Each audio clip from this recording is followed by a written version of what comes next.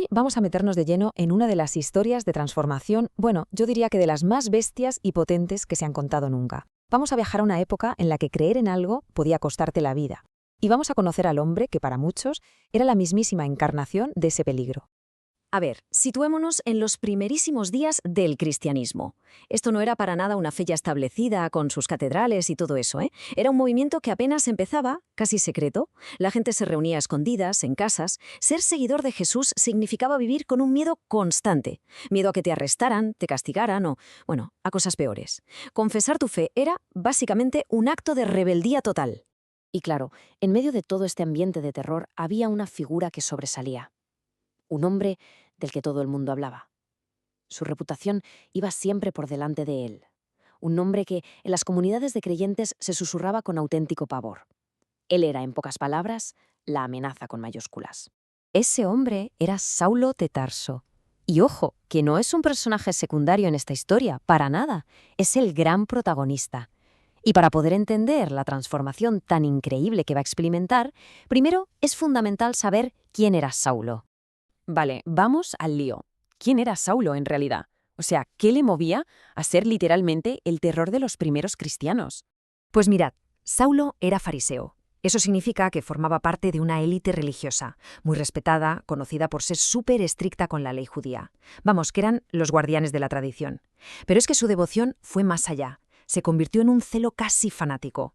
No era un simple detractor, no. Él se veía a sí mismo como un soldado en una guerra santa. Y su misión, la que él se había autoimpuesto, era acabar de raíz con lo que él consideraba una herejía súper peligrosa para su gente. Y aquí viene lo fuerte. Su oposición no era de boquilla, ¿eh? No se quedaba en debatir en las sinagogas. ¿Qué va? Saulo pasaba a la acción, y a la acción directa y violenta. Se metía por la fuerza en las casas, sacaba a hombres y mujeres a rastras y los mandaba directos a la cárcel. Y esta es la clave para entender al personaje. Desde su punto de vista, él no era el villano. Para nada. Él estaba convencidísimo de que hacía lo correcto. Creía de verdad que persiguiendo a los cristianos estaba defendiendo a Dios, protegiendo la pureza de su fe. Pero todo, absolutamente todo, estaba a punto de cambiar. Y con esto llegamos al momento que lo cambia todo. Ojo, que el detonante de su transformación no es un debate teológico ni una charla, no, es un encuentro sobrenatural en mitad de un camino polvoreando. Saulo está en su mejor momento, por así decirlo. Va de camino a Damasco con cartas oficiales que le dan permiso para arrestar a más seguidores de Jesús. O sea, va con un propósito clarísimo, convencido y lleno de ira. Y de repente, en mitad del camino, pasa lo imposible. Una luz cegadora, una luz que, según se cuenta, era más brillante que el sol a mediodía, lo rodea por completo y lo tira al suelo. Es algo tan potente que lo deja clavado, lo para en seco. Ahí está él, en el suelo, completamente desorientado, cegado por esa luz, y escucha una voz. Y la pregunta que le hace esa voz es directa, personal, demoledora. Fíjense que no le pregunta ¿por qué persigues a mi gente? No. La pregunta es ¿por qué me persigues a mí? Y la respuesta de Saulo es que lo dice todo. A pesar de la confusión y el pánico, reconoce que esa voz tiene una autoridad divina. Su pregunta ¿quién eres, Señor? No es solo una pregunta. Es el grito de un hombre que está viendo cómo todo su mundo se desmorona en un segundo. Y la respuesta que recibe lo cambia absolutamente todo. Es la revelación definitiva, porque esa voz le dice, yo soy Jesús, a quien tú persigues. Imaginen el shock. El hombre que él veía como un farsante al que intentaba destruir, es el ser celestial que se le acaba de aparecer. En ese preciso instante, su misión, su identidad, su vida entera, todo salta por los aires. Bueno, el encuentro en el camino ha terminado, pero sus consecuencias apenas están empezando. Ahora es cuando arranca la verdadera transformación, un proceso que es físico, pero también y sobre todo espiritual. Y lo que pasa a continuación tiene un simbolismo brutal. Saulo se queda ciego. Pasa 3 días en completa oscuridad. 3 días sin ver, sin comer, sin beber. Es un momento de vulnerabilidad total, ¿no? Un tiempo de reflexión a la fuerza en el que tiene que procesar, pues eso, que todo su mundo se ha derrumbado por completo. Y la ayuda le llega, pues, de donde menos se lo podría esperar. Un discípulo de Jesús, un tal Ananías, alguien que, seamos sinceros, tendría que tenerle un miedo atroz a Saulo, pues este hombre es guiado por Dios para que vaya a buscarle y rece por él. En el momento en que Ananías reza por él, se describe que de sus ojos cae algo como escamas. Y esto es clave, porque no es que solo recupere la vista física, es que recibe una nueva visión, una visión espiritual. Y su nombre cambia. De Saulo pasa a llamarse Pablo. Es el nacimiento de una nueva identidad, de un nuevo propósito.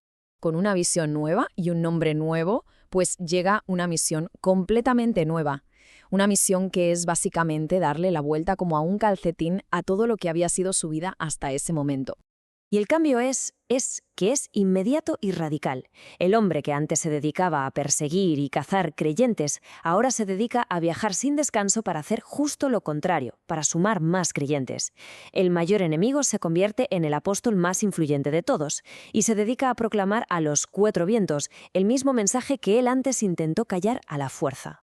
Pero claro, esta nueva misión no fue precisamente un camino de rosas. Todo lo contrario, Pablo tuvo que enfrentarse a un sufrimiento terrible. Y sin embargo, es justo en sus peores momentos, en los más oscuros, donde va a forjar el legado que ha llegado hasta hoy. Por predicar este nuevo mensaje, a Pablo le pegaron, lo persiguieron, lo encadenaron, lo pasó fatal. Sufrió en sus propias carnes el mismo tipo de persecución que él antes había provocado. Vamos, que su nuevo compromiso fue puesto a prueba, pero hasta el límite. Y aquí es donde la historia se vuelve todavía más increíble. Encadenado en una celda, Pablo no se viene abajo. Al contrario, se pone a escribir. Es desde la prisión desde donde escribe las cartas que acabarían siendo una parte importantísima del Nuevo Testamento. Textos como la carta a los romanos, que puso las bases de la teología cristiana, o las cartas a los efesios o a los corintios, que han sido una guía espiritual que ha influido en el mundo occidental durante 2000 años. Casi nada. Entonces, al final, ¿qué nos queda de toda esta historia? ¿Cuál es el mensaje de fondo que sigue resonando después de tantos siglos? El viaje de Pablo es, sin duda, una de las mayores historias de redención que existen. Pasó de ser el perseguidor que metía a la gente en la oscuridad a ser el apóstol que les enseñaba el camino hacia la luz, de estar ciego espiritualmente a convertirse en una guía para millones de personas. Y al final, la historia de Pablo nos deja con esta pregunta tan potente. ¿Puede el pasado más oscuro transformarse en un propósito eterno? Su vida demuestra que quizá nadie está tan perdido como para no poder cambiar, que ninguna historia está cerrada del todo. Nos hace pensar en la posibilidad de que incluso la oscuridad más profunda puede ser el comienzo de algo grande, de un propósito que vaya más allá del tiempo, una transformación total.